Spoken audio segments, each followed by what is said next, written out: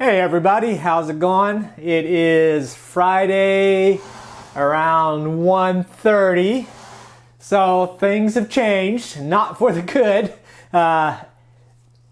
The forecast of the hurricane was going to be going up the east coast of Miami, basically making that landfall between Key Largo and Miami. As of now, they've got it calling to push farther west and hitting Marathon. And in the Keys, Marathon is basically the halfway mark between Key West and Key Largo. We're very close to the mainland there.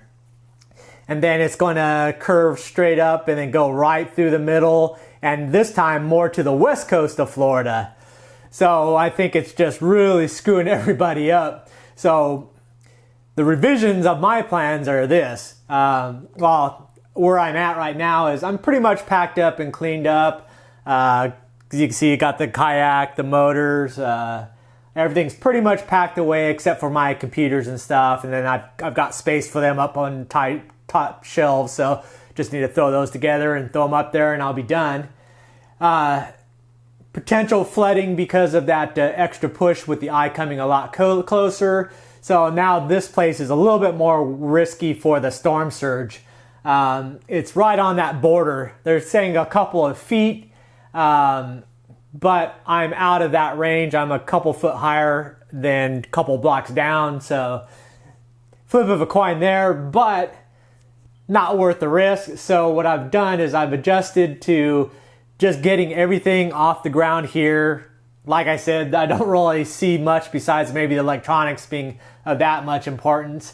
And then I went ahead and moved my car and snuck it into the downtown parking garage where they have, I think it's like 5-tiered concrete garage. I pulled open the barriers and drove my car in there about 4 o'clock yesterday morning or this morning. And then I got it to right at the top of the ramp of the first one, because that's all that was left. All the city officials and police cars and motorcycles and equipment are all taking up most of the spots up there. But I got the car up there, so that should be safe. Then I made arrangements with my friend to go to the Jewish Synagogue. That is a Hurricane Force 4 shelter, basically. So it's in a dry, non-flood zone, plus it's on a big raised dirt mound, plus it's on a concrete pad. So it got through Hurricane Wilma fairly comfortably. So, and then this year they sandbagged it and everything, so it's even a little bit more secure. So I got in with them, which is pretty good. My other option, what I was going to do is drive my car, wait till the last minute, go to where my car was. At the moment, I had it just filled full of just junk crap stuff, kayaking stuff, but just to clear more room in here. But then I would have taken some of that stuff out and took my more important stuff, put it in the car, food, survival stuff, and then actually move my car to the best spot that I could find up there, depending on the wind, and just hunkered there for a couple days. And basically, even that area is kind of flood prone, but I would be up to 5 stories high, concrete, a lot of other vehicles there, so it would have been fairly sheltered. But then I opted for, my landlord got a hold of his, like I said, the Jewish Synagogue, and so I went over there, checked it out, it's all good. So I'm going to go over there tomorrow midday, which would be just as that hurricane is starting to ramp up a little bit.